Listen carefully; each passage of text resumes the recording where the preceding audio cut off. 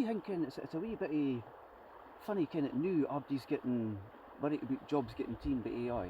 But for a long time, automation has been taking jobs.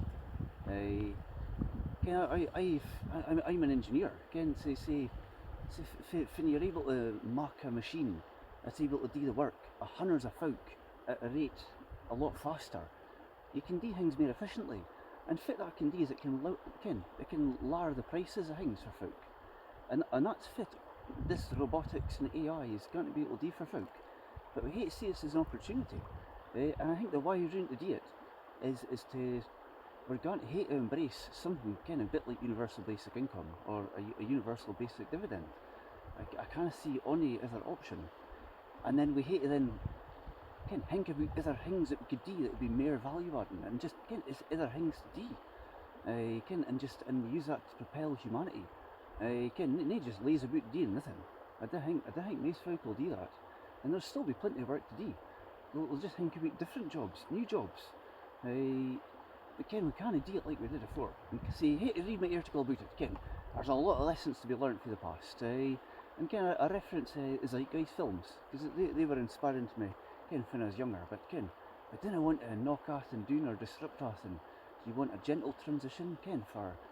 And I think there's a way to do it. And smack interests, like Scotland, could be the Ains that would lead the world in doing it.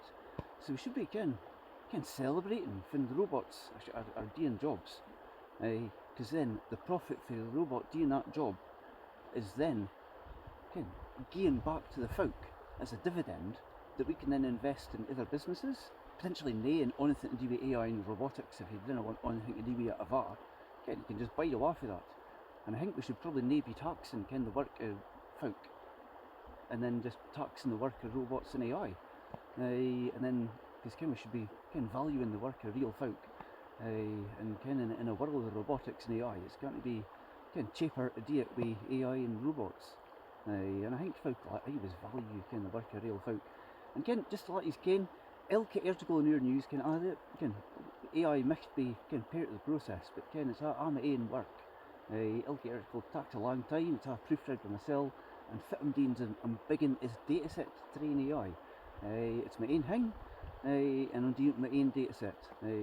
And if you want to contribute to it, let me know about it. And I like and subscribe to oorNews from here. And